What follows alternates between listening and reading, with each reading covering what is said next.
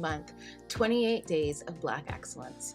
I'm your host, Faith Amour, and today we're going into the world of business. We're going to be in the United States of America. Now, I wonder if you could tell me, what was this place? It was called the Greenwood District, and there aren't very many clues to give that won't give it away. It was in Tulsa, Oklahoma. The name of it was Black Wall Street. Black Wall Street. Now, the Greenwood District in Tulsa, Oklahoma had a large concentration of Black people. It was called a freedom colony, which is a town that was built by former slaves, freed during or after the Civil War. So to give a little bit of context, in this area, the Native Americans were actually removed by the government from Oklahoma to migrate to the West.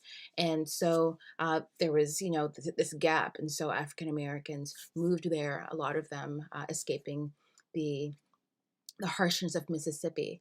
And what's interesting is that there were actually some native tribes that had adopted or accepted Blacks into their tribes after the Emancipation Declaration, because it wasn't really easy being free with nowhere to go after such a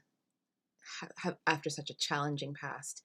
So one day, Booker T. Washington went to this area of Tulsa, and he encouraged the idea of having one area purely made up of Black-owned businesses. Now, the idea was already there, but he was, a notable figure, and he had a lot to say about it.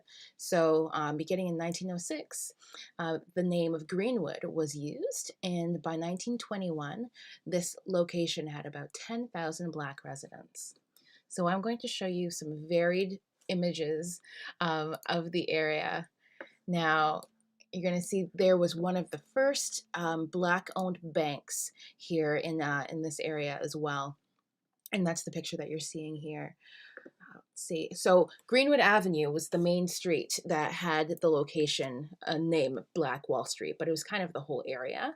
And a lot of people moved to Oklahoma in the first place, not just because there was this gap and there was no land, but there were rich oil fields and the possibility of striking gold was high. If I had the chance to strike gold, I think I would move somewhere far away too. So on this avenue or in Black Wall Street, there were grocery stores and banks and real estate agents and libraries, barbershops, everything was there. A businessman named O.W. Gurley began many businesses and was involved in real estate. And at one point, he owned over 100 properties in town. Gurley was one of the most affluent Black men around, and he was made sheriff's deputy to boot, which made him a little bit suspicious to a lot of people, because when you have a lot of outside power and you're a sheriff's deputy, it's like, what's going on here? He had a rooming house for Blacks who sometimes, actually all of the time, wouldn't be allowed to stay in other local establishments or other local hotels. He also founded a church and a Masonic lodge and an employment agency. And another very affluent Black man there was J.B. Stratford, and he made the largest Black-owned hotel in the U.S. called the Stratford Hotel, and he purchased land to be developed by Black business owners and land developers. He was also quite wealthy. But it wasn't long before these two men and the other affluent Black people in Greenwood lost everything. Let me move this over. Oh, I love this picture so much. Let me do this. I love this picture so much. Also, actually, no, this is the one of the bank.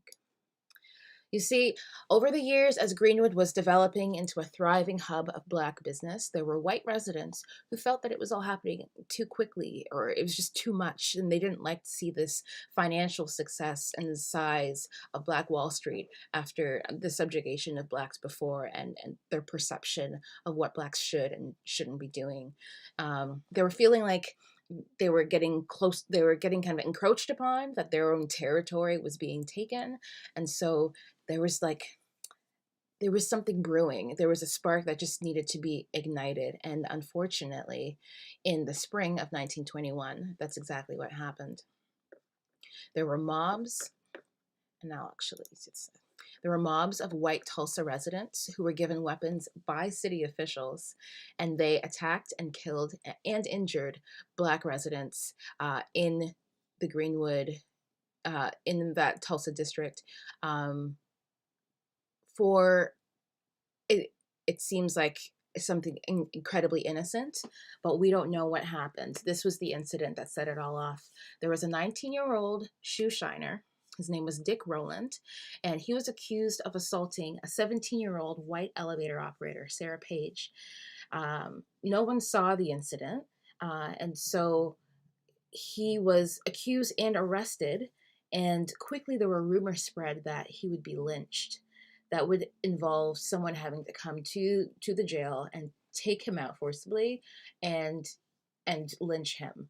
And so there were a large group of Black men who congregated and said, this is not going to happen, not on our watch. So they went down to the jail, and they did their best to ensure that didn't happen, to stand guard. The sheriff told them to leave. I've got this under control, folks. But as they left, there was a misunderstanding or some kind of scuffle, and a shot went off, and madness ensued.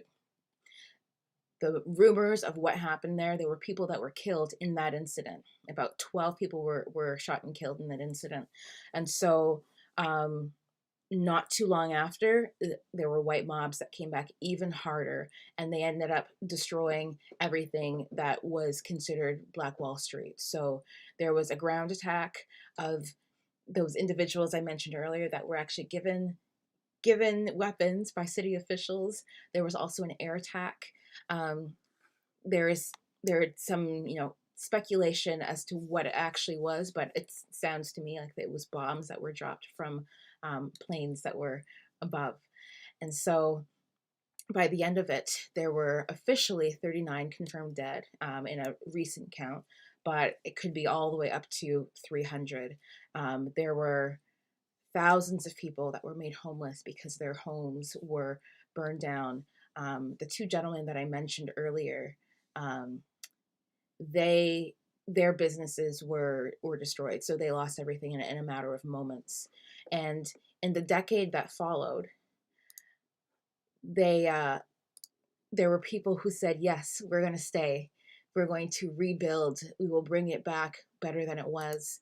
But most of the Black residents actually left, and many of them that did stay never spoke of it. It was actually not really written in the records locally, so they were trying everything they could to keep it, a secret, to put it under the rug. And yeah, that was so unfortunate.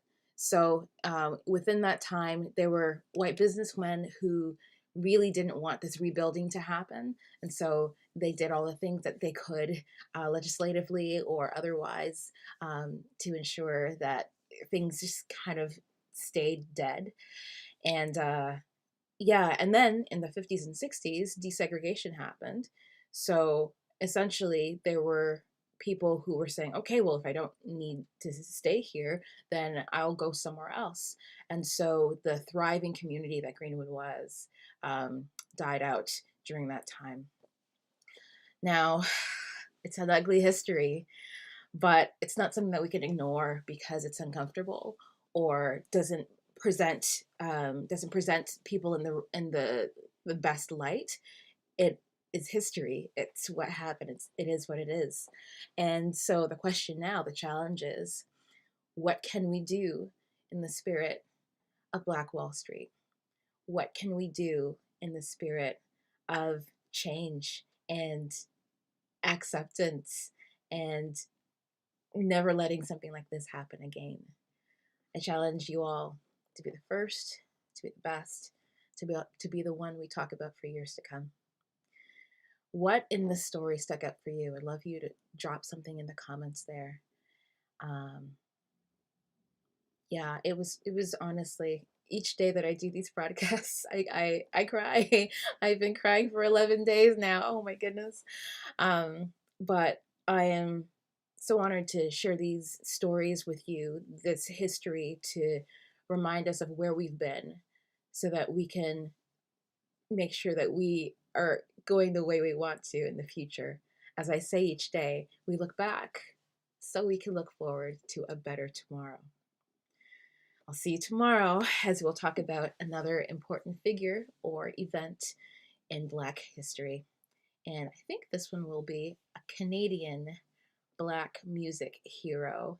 And we don't have too many. We don't have too many. So I'm hoping that you enjoy this. This is a jazz hero. Oh, I probably already said too much. I've already said too much. But wherever you are watching from, whether Facebook, YouTube, or Instagram, I'm Faith Amour, and I thank you for watching. If you enjoyed the program, hit the like button or share, and looking forward to seeing you tomorrow. Bye-bye for now.